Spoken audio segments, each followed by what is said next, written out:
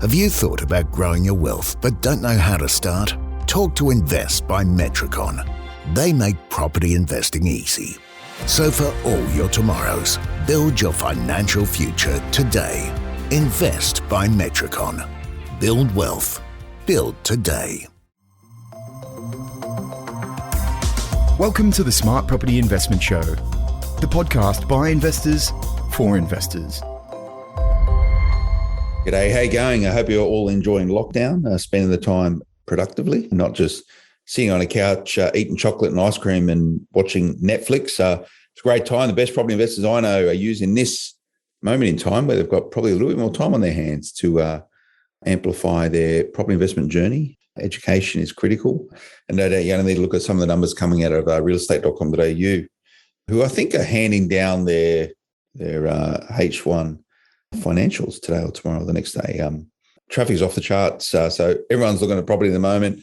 Not many people are buying it. It's a bit hard to buy property at the moment. There's a lot of restrictions in place in terms of viewing. That said, I speak to Tom Panos a lot, and a lot of you may be familiar with Tom Panos. So if you work within real estate, he's still doing 8, 9, 10 auctions every single Saturday, all over the live Zoom. So property continues, price growth continues. And one of the beautiful things about property is that it's one of those asset classes that if you're not actively doing anything and you're in the game, hopefully your property's going up in value. So that's one of the reasons why I choose it as an asset class. But use this time to get invested. Don't waste all your time watching shows on Netflix or otherwise, of which there's so many of them. I can't even keep up with them these days.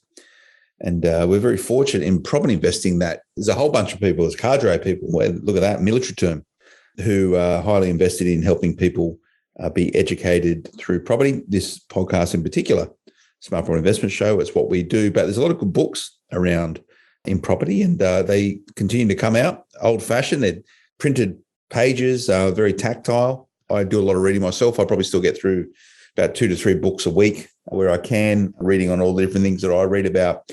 And I've got a book landed on my desk just the other day called A Military Guide to Property Investing. A target approach to conquering your goals. And I went, hang on a second, what's all this about? Let's get the author in to have a chat about it. We can break it down, get into it. And hopefully, as you're tuning into this, no matter what you're doing, and if you're in New South Wales now, or at least in Sydney, you're only allowed to exercise for 1 hour with a mask on. So plenty of time's on your hand. Joining me in the studio, Lachlan Vidler. Welcome back. He's here. We've had a chat beforehand, but now he's gone up the next level and created himself a property book. Lachlan, how's things? Bill. Good. How are you? Mate, I'm all right. Thanks for the copy. And I do like a signed copy of a book.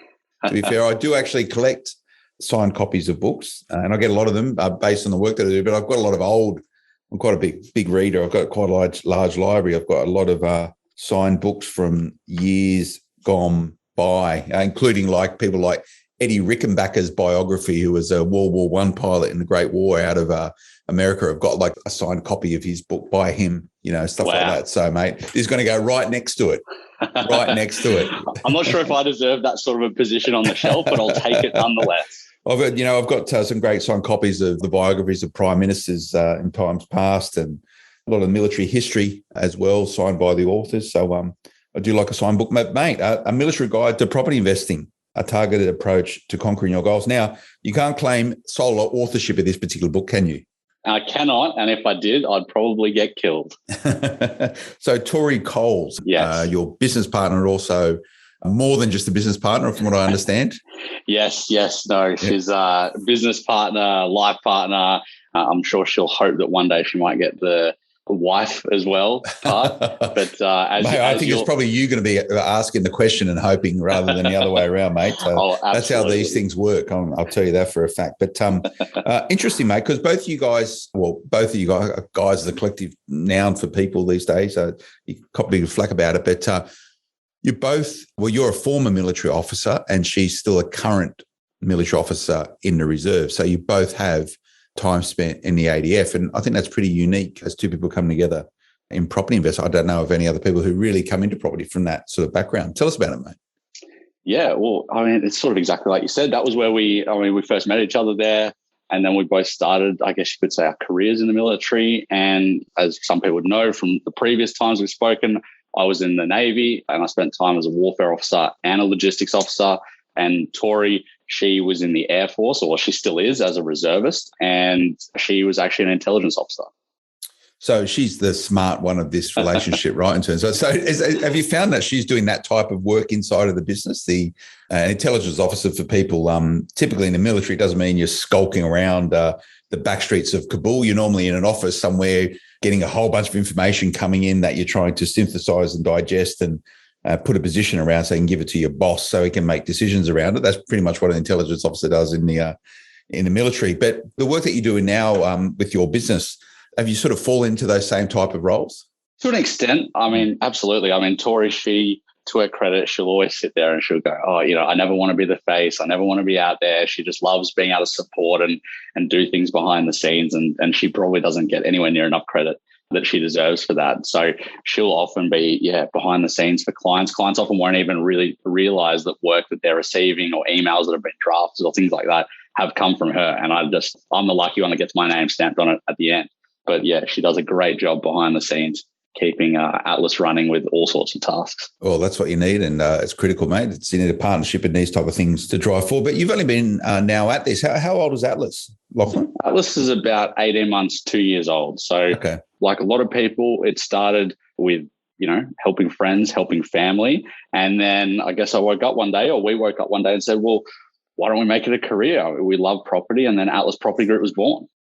It's, as you know, I navigate the property space quite a lot. And I know a lot of people that are inside of property.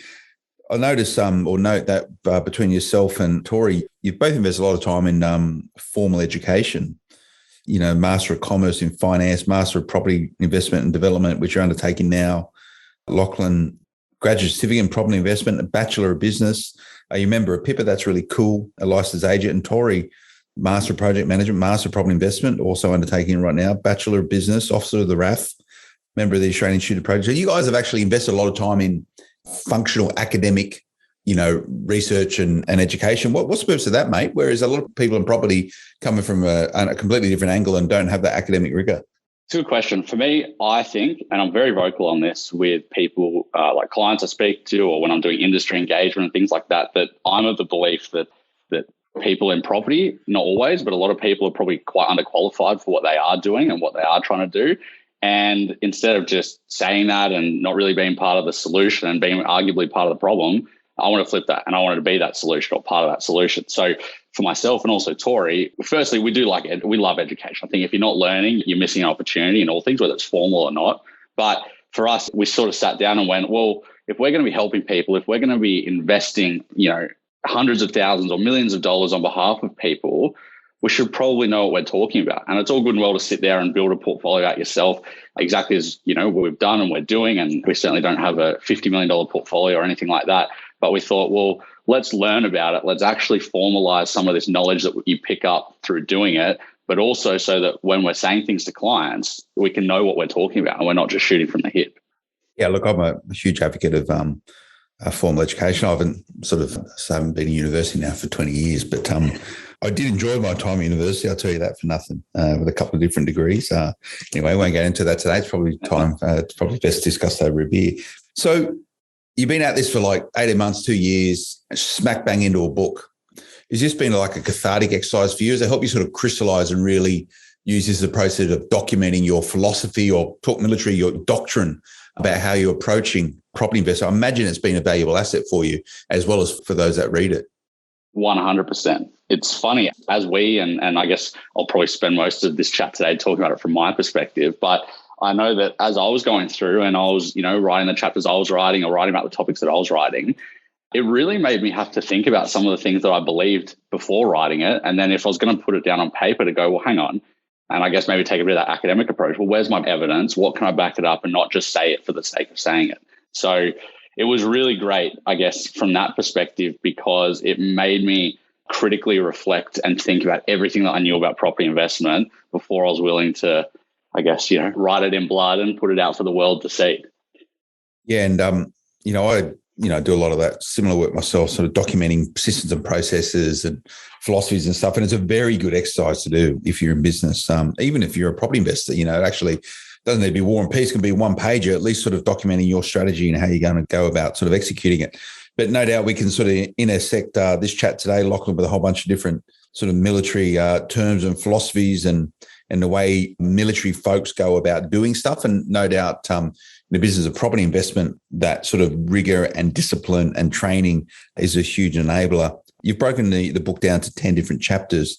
And again, you've taken, weight of your military or both your military backgrounds, readily discipline, teamwork, professional mastery, excellent mission analysis, courage, adaptability and flexibility, dedication and loyalty. So definitely through the lens of your military. Let's get into some of these different chapters, Lachlan. I think, rather than, don't want to give too much away because we want people to go and get the book. By the way, how do you sort of track yourself a copy of A Military Guide to Property Investment? Well, very fortunately, we've got an amazing publisher, Major Street Publishing, and they've done some of the big property books that people would have read about before.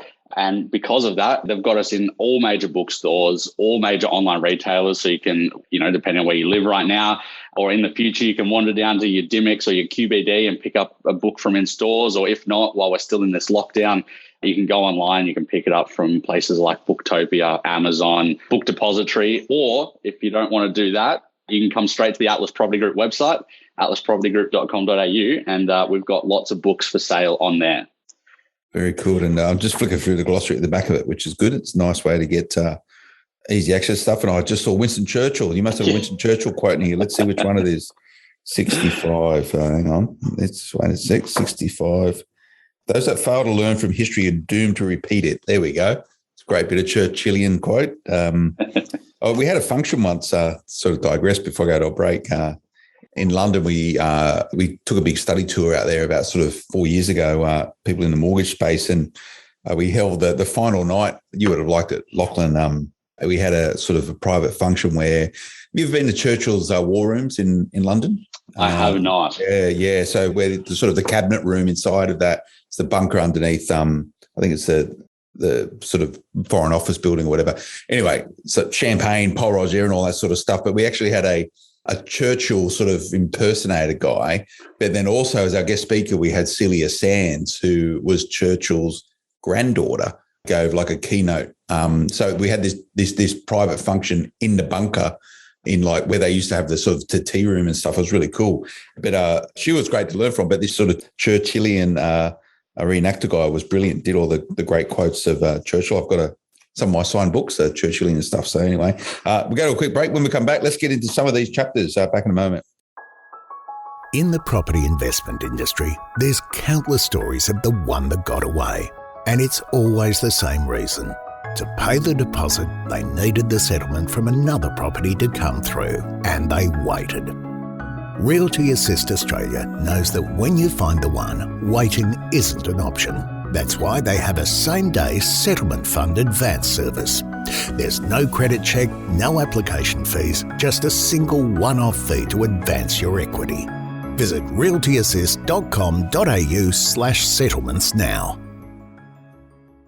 Welcome back, everyone. Phil Tarrant from Smart Property Investment, chatting with Lachlan Vidler about his new book, or his new book in cohorts with Tori Coles, A Military Guide to Property Investing.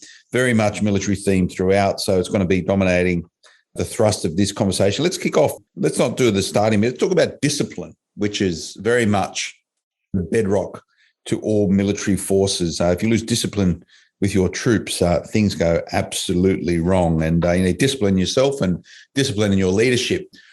Why was this such an important sort of chapter for you, Lachlan? I guess when we were sitting back, Phil, we were just sort of thinking, all right, let's lay out all the qualities, I guess you could say, that are so important to being a professional in the military. And right up the top of that list was discipline. And that was why we decided to make it our second of 10 steps. For us, I guess in property or when we're in the military or just in business in general, like you said, if you don't have discipline, you just find yourself lost. You're without direction.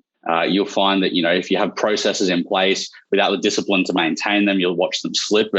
And with property, if you don't have the discipline to sort of keep going, because property is not an overnight success type of activity, you've got to do it over the long term. So you've got to have that discipline to maintain it as you're going. And I think that's so important. And we thought that was so important. Yeah, and you've got a really important quote here, which, it echoes to every single person in the military. There's a common saying, be brilliant at the basics. So if you get the basics right, everything else could follow. And that's the drilling, and that is the discipline of the perpetual improvement of those basics to be better at doing what you do. Absolutely. I think that is one of my favorite quotes, favorite philosophies for doing things. If you understand what you're doing at sort of that granular level, that basic level, everything else flows. Because when you move on to the advanced stuff, and I guess if we put it into a property context, if you don't understand, what drives a property's price or a property's value, as soon as you start getting into advanced things like developments or anything of that nature, if you're not even fundamentally analyzing those properties properly, everything else breaks down. So at the very least, if you can understand those basic things and you can be brilliant at them, everything else should fall into place, and you can always revert to that basic understanding and then rebuild out from that if something goes wrong. It looks like you've gone really back to basics with this, talking about the different asset classes, so like cash and property and bonds and shares and that sort of stuff, and then the basics of the types of methods to invest in property, and that's sort of like saving your money to get together, purchasing with someone else, JVs, guarantors, equity release, alternative methods. And then you get into the investing mindset. So again, this is all sort of doctrinal development of,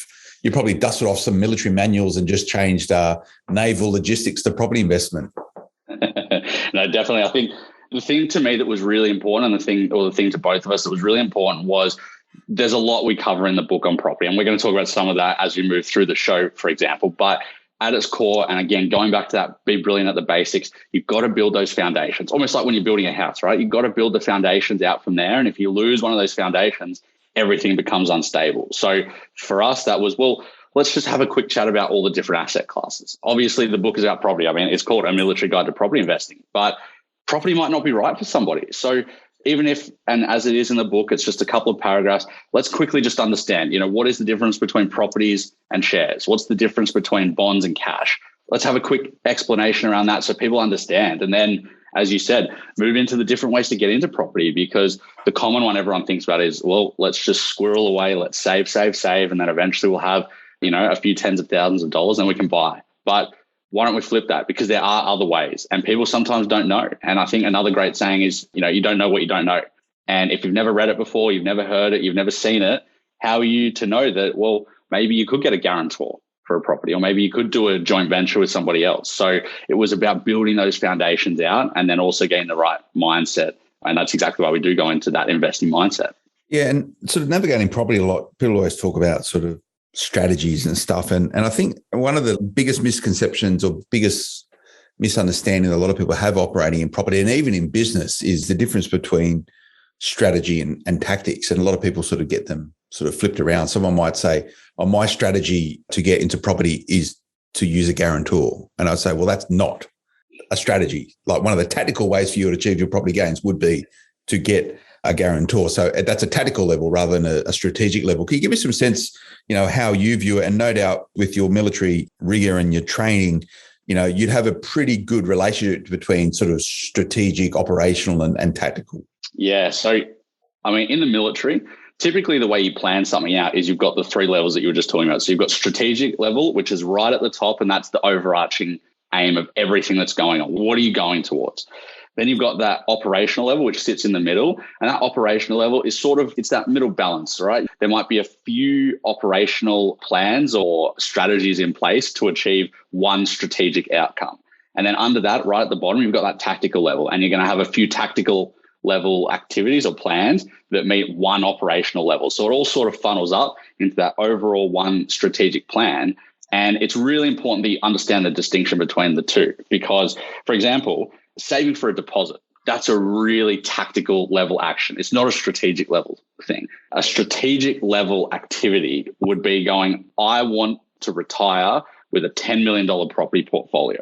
That's what it is. And then operational, that's when you go, all right, well, I want to do it in X time frame. And you step it back and then you get to that tactical level, which is exactly like I said, let's plan out an individual purpose. Let's plan out an individual deposit, things like that. So you build up.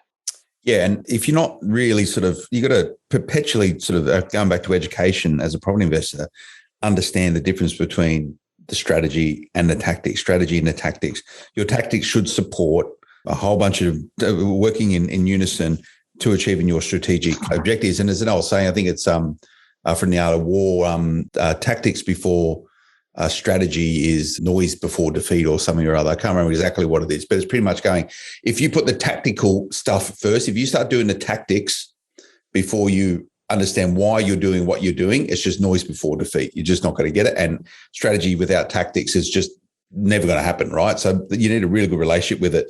Examples, we're talking military. So World War II, you had strategic bombing and you had tactical bombing. Strategic bombing was, hey, let's bomb cities so we can hit the home front, take out their ability to manufacture more weaponry, to disrupt food sources. And tactical bombing would be blowing up a ship or something or other, or taking out a particular, unit somewhere or other. So there's so many clues around tactical and strategic stuff and examples out there, but get yourself a really good understanding relationship with them and write it out. It's pretty easy. What's your strategy? What are you trying to achieve? Tactical, how are you going to get there? Pretty basic stuff, but a lot of people get that wrong. But this, to your point around discipline, is going back to the basics. So sort of you've got a strategic plan, you're not going to realize that overnight. So strategic plans need to be built within sort of short-term, mid-term, long-term goals. So you need this sort of the power of marginal gains. Again, very much a military discipline as well. Absolutely. So the power of marginal gains is that whole concept that if you compound something, right, you start at one, and I think everybody's saying, if you started at $1 and you watch it at double every day, so compounding, I think it's by day 30, you've got millions and millions of dollars in your pocket. And it's the same idea with property. It's every single day, try and do something to get yourself that marginal gain. And that could be simple stuff like go read one article, then the next day read 2 articles, or even just read 1 article again, but just continue to build that knowledge and watch things compound over time.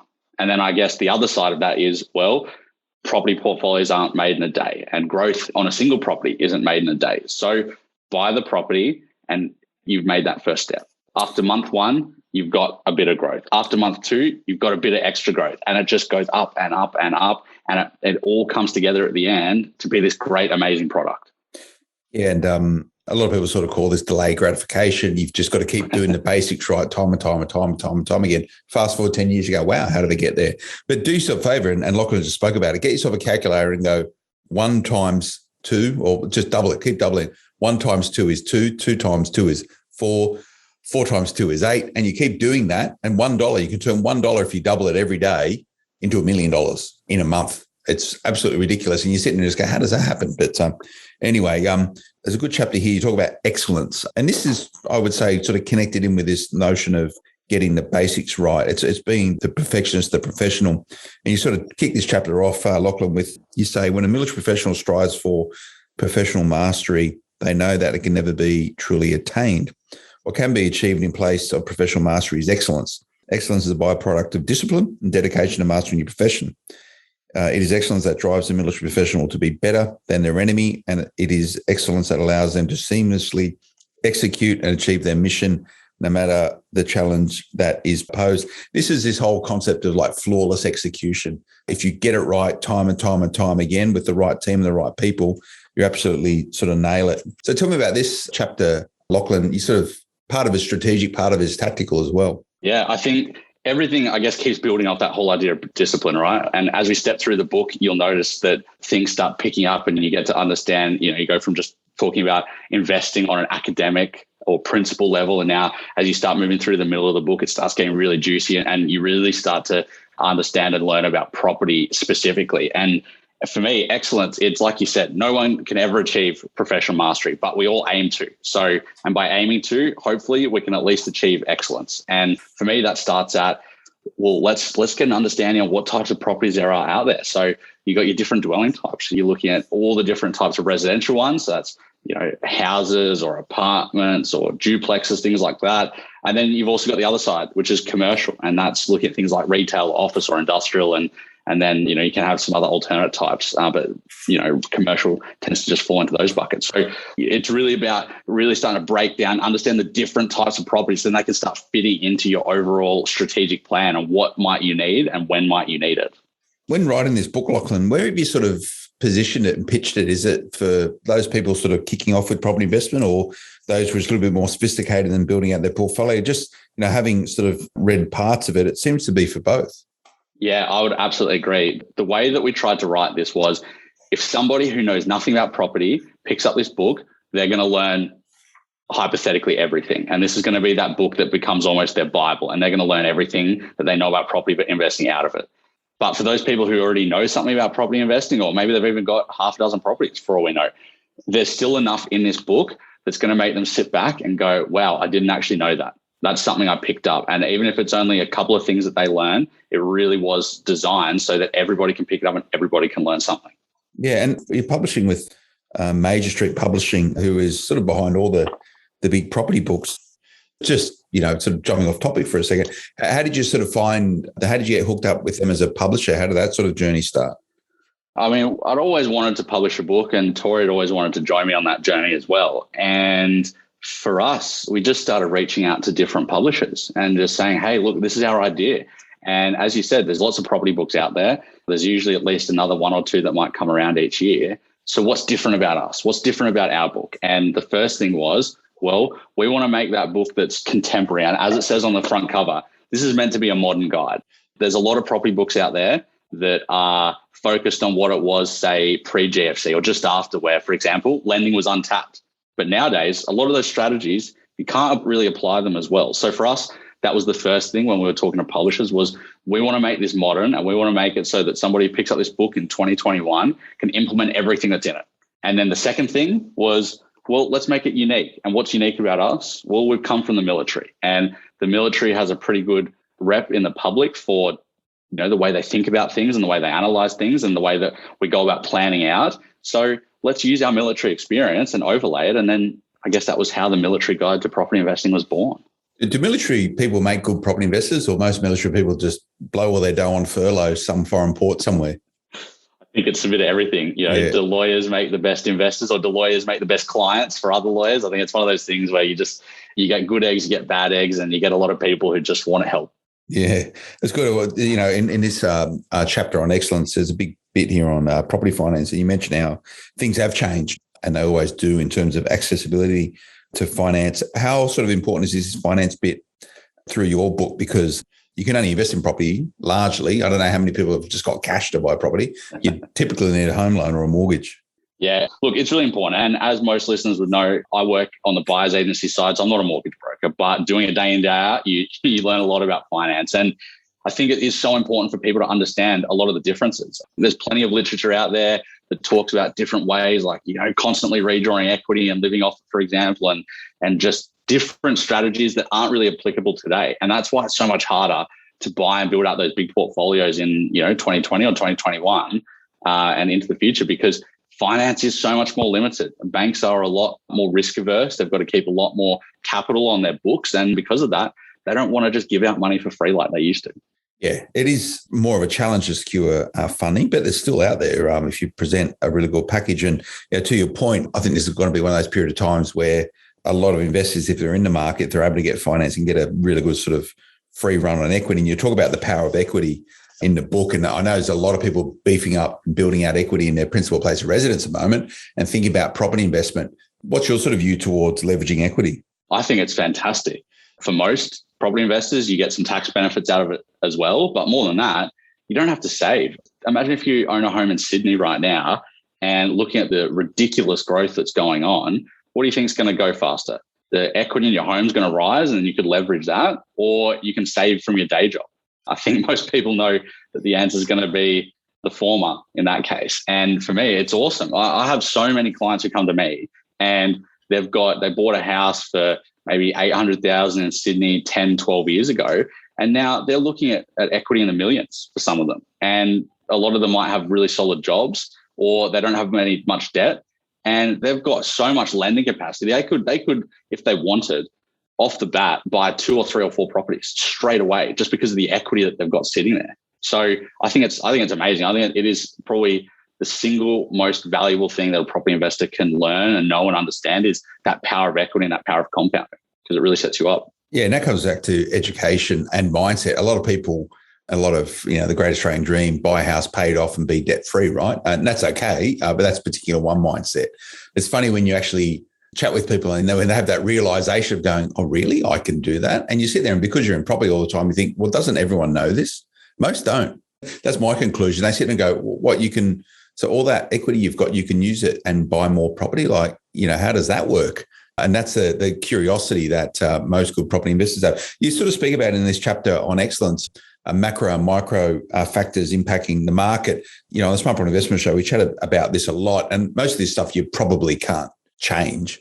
They're the situations, they're the circumstances. You just got to work how you change your particular approach around it. How important are these being dialed into, macro and microeconomic factors? Massively. I think that's probably one of the juiciest parts of the book and one of the most important because, like you said, while you can't change it, the most important thing for any property investor is to know and understand them, because when you know and understand the macro and the micro factors, you're then able to look and analyze the markets to really get that leg up on your competition. Or, even if you're just talking about it as a single horse race, you are running your own race, but knowing, okay, this area, based on this analysis and these factors, this is going to be good. And this is the environment that we want to operate in.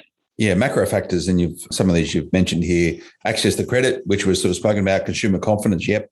Wage growth, government policy, that's all stuff you can't really do much about. And then micro factors, inventory, days on market, vacancy rate. This is more sort of on the ground, situational, tactical stuff that you can deal with. Capital growth, rental yields. You've really gone to town on this particular section. Do you think most property investors from your working with them are across this? Do they know where to go and look and what they need to know? I think that the thing that's really important to remember about these factors are that a lot of people know them. Like a lot of people, for example, look at a vacancy rate, and there's plenty of data out there to find vacancy rates or one of the other metrics, and they see it and they know it, but they don't necessarily understand how to overlay it over everything else, because even though each of these have their own metrics and numbers, what's more important is looking at in consultation with everything else to form that picture, because there's no single metric in my eyes anyway. There's no single metric that's going to determine what's a fantastic property investment versus what's not. It's about the combination of all of them. And as you went through, they are the majority of the factors that have such a big impact. So I think for a lot of investors, they know it. Maybe they don't trust their own analysis. Maybe they just don't know how to bring them all together. They don't know necessarily maybe how to weight them. So if you've got one factor that's going really well, but another that's not going as well, is that important, or can you overlook it? Things like that. Yeah, and this isn't sort of secret information that no one knows. You can get all this info everywhere. You just need to know what to look on. Smart Property Investment, we obviously try to cover it as much as possible to give our listeners and readers insights into it, but it's all out there. So you should get a really good, comfortable relationship with these type of macro and micro factors shaping property investment. We go to another break. When we come back, I want to get into the very important part of being a property investor. That's about flexibility. Back in a moment. The mark of financial success isn't about getting bigger, better, faster, or more. To Paul, success is freedom. Freedom to spend more time with his family, or giving back to his community, or just more time to go surfing. Paul Glossop, an award-winning property buyer and regular guest on the Smart Property Investment Podcast, has taken the lessons he's learned building a multi-million-dollar property portfolio and laid them out in his best-selling book, A Surfer's Guide to Property Investing.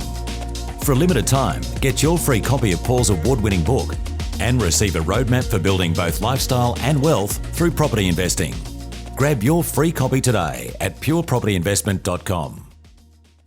Welcome back, everyone. Phil Tarrant, host of the Smart Property Investment Show with Lachlan Vidler. We're chatting through Military Guide to Property Investing, available now in all good bookshops if you can get into one. I think you can in Perth. They're locked up at the moment, but it would appear that New South Wales, for example, is on the right trajectory now to get vaccinated, 70, 80%.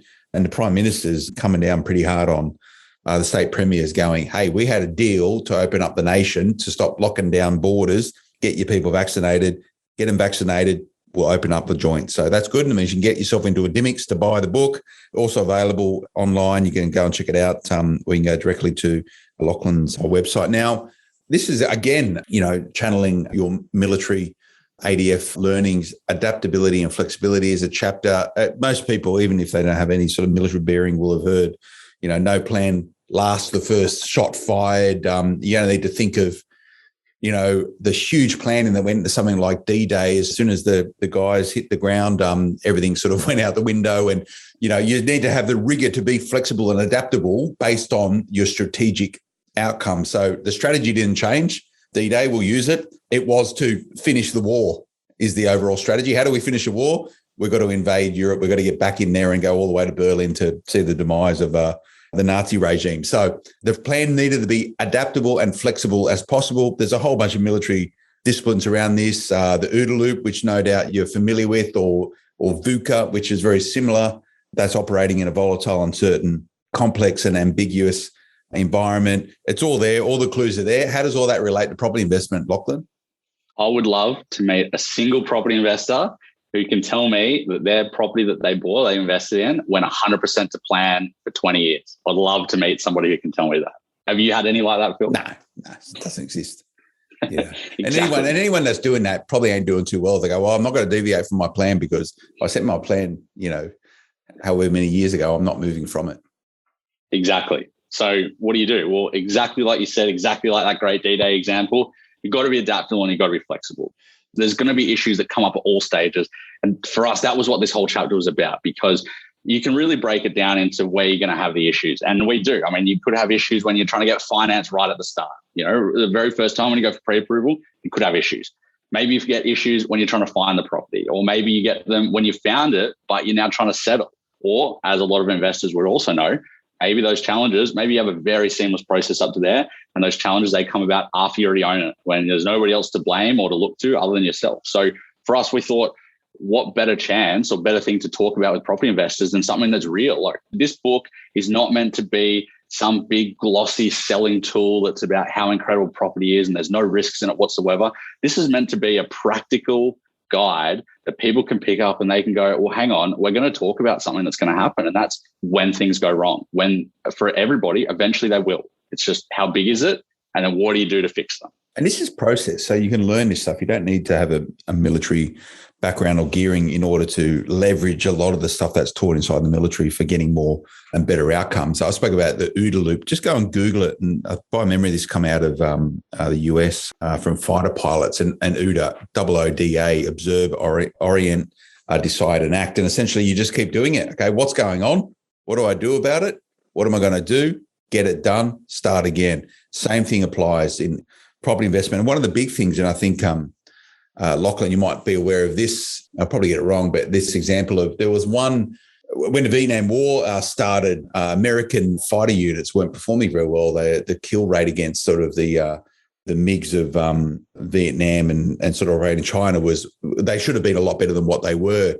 But there was one squadron that was doing so much better than everyone else. And they sort of worked out, what are they doing that's so different? It was like, they were getting like a 10-to-1 kill ratio where everyone else was like 2-to-1. And they're going, what are they doing different? There must be something going on. And what they worked out was that they had a process of debriefing after every single mission. They actually sat down after a mission and went, what do we do? What do we do good? How do we do it well? Who did this? Who did that? And they've got this whole notion of nameless and rankless. So, it doesn't matter what rank you are and who you are. You talk about the issues and the circumstances. And this just really just amplified their ability to excel in doing what they were doing. That was shooting down planes, right? And when, property investment isn't shooting down planes, but debriefing. Tell me about debriefing as a military sort of discipline and how it's important also in property investing. Like you said, if you can't look at what's happened, how are you going to, I guess it comes back to that Churchill quote that we're talking about right back at the start. Those who fail to learn from history are doomed to repeat it. Exactly that. And although the quote makes it sound like, make sure we learn something that happened 50 years ago, well, why don't we apply that to a contemporary context? Like, okay, hang on, we've just gone for finance. It hasn't been approved because we've got too many credit cards. No worries. We're going to fix that now. But when we go for our second property in a couple of years' time, let's just reflect and go, hang on, let's learn. Let's not open credit cards that are going to reduce our capacity in the 12 months coming up to us getting our new loan for the new property. And then you've learned, you've done some analysis, you've looked back, you've analyzed your mistakes from the past, and now you've set yourself up better for the future. So I guess that's an example of it. But why it's important is, if you can't critically reflect, good and bad, and it's important to do both, you've got to sit back and you've got to go, what do we do well and what do we do bad? Because people often, they don't like to think about the bad and they always think about the good. But also there's some people who are always really negative and they're always going, this went wrong, I can't do this, I can't do that. And they don't look at their good stuff as well. So both sides are really, really important, because it's going to set you up so that the next time you do it better, you do it faster, you do it more effectively. And then overall, as you keep going in your property journey, you're going to have yourself set up much, much better, that by the time you get to property 2 or 3 or 10, you're not going to be making these mistakes. Yeah, it's a definition of insanity, right? Doing the same thing and expecting a different outcome. To your point, if you can't get home loans because you keep getting new credit cards, well, that's the definition of insanity. So there's a lot of things you can't control in property investment. There's a lot of things you can control. And the best property investors I see have a really good and comfortable relationship with being adaptable and flexible. And we've spoken about some of the military leanings that you're going to have towards that. What are you seeing, Lachlan, the habits of highly effective property investors when it comes to being adaptable and flexible? So I think that the first thing that's really important is just to be able to sit back and critically reflect on where these setbacks are happening. Is it happening at finances at the start? Is it happening during the process of finding properties? Is it happening after the fact? So to me, that's really important to work out and drill down on where the setbacks are happening, and then being able to I guess, mitigate that risk or mitigate those setbacks as best you can. And sometimes those mitigations might be being able to get rid of it entirely. But other times it might be, well, no, we can't get rid of some of it. So we just need to bring down that risk level and take some of the unknown out of it and then make the most informed decision. And I think a lot of that comes from education. Experience obviously plays a hand as well, because you're going to know sort of based on prior situations what might be good and what might not. And then past that, and I think it's true with every bit of investing, that past that, there's still going to be some element of risk and there's still going to be some element that's probably unknown, and you're just going to have to take a leap. Yeah. And at some point in time, you're going to have to take a leap. If you never take a leap, you're never going to do anything. So you've got to start somewhere. Lachlan, I really enjoy the chat. The books, the way you've sort of structured it makes it easy to pick it up and put it down, which is always important to try and get that done in a one sitting. You might sort of be pretty heavy going. Was there a point in time where when you went, hey, it's great to start a book, and they reckon everyone's got a book in them at some point in their lives. Is this it for you, mate? Was there a point where you just went, oh, I've bitten off way too much here, where it just becomes you put it in the drawer and went, I'll worry about that later? So one thing that I certainly learned throughout it is that Tori and I have very different working styles. She's very much, one bite at a time and just do it over a long period. And I'm very much diamonds are made under pressure type of person. So to answer your question, I might have another book in me, who knows? Tori has very, very, very strictly said that she's not going to write another book with me. Fair enough. She's a smart girl. No, it's good, mate. Thanks for putting it together. And I'm going to put you on the spot. Give me something special for Smart Property Investment podcast listeners, how they can hook this up at a special low price. Or you're going to give one away. Can you give us some books away? Yes, Phil, I can do you one better. I can give you two things. So the first thing is I'm going to give away 10 books for free. So all you got to do is come across to our website, atlaspropertygroup.com.au, and there's a tab up the top for the shop where the book is, and use code SPI10. And for the first 10 people, they'll get a book for free. They've just got to pay the shipping on it. So you put that code in and it'll be all sorted for you. But for those of you who aren't in the first 10, there's still going to be another code, and it's just SPI, no numbers on it. And that's going to give you $15 off the book. So you can still get your hands on a copy, nice, cheap price, and, get learning, I guess. All right, cool. Well, it's nice segue to the top part of the podcast around education, using this time productively. A couple of good things to be using with this sort of COVID lockdown. Number one, don't drink too much and don't eat too much. Still try and exercise. Got to keep the rig ready for summer, Lachlan, for the beach. And then number two, use the time productively to get ahead. A lot of people are COVID clarity through this period of time where they actually work out what's important. And you need to guide yourself and craft your way there. So education is really important. Lachlan, appreciate that, mate. Thanks for crafting that, and really enjoy the chat. Thanks, Phil. It's great to chat as well. Nice one. Remember to check out smartpropertyinvestment.com.au. One favour for me, please, wherever you listen to this, and Lachlan's no doubt going to do it straight after this, mainly on iTunes. Can you leave a review? Thanks on the podcast channel. 5 stars if they think that's what we're good at. Team get a real kick out of it here. They check it out, and everyone does enjoy it. They know they're doing something special. Remember to subscribe, smartpropertyinvestment.com.au. Social media, Smart Property HQ is where you'll find us. We'll see you next time. Until then, bye-bye. The information featured in this podcast is general in nature and does not take into consideration your financial situation or individual needs and should not be relied upon. Before making any investment, insurance, tax, property or financial planning decision, you should consult a licensed professional who can advise whether your decision is appropriate for you. Guests appearing on this podcast may have a commercial relationship with the companies mentioned.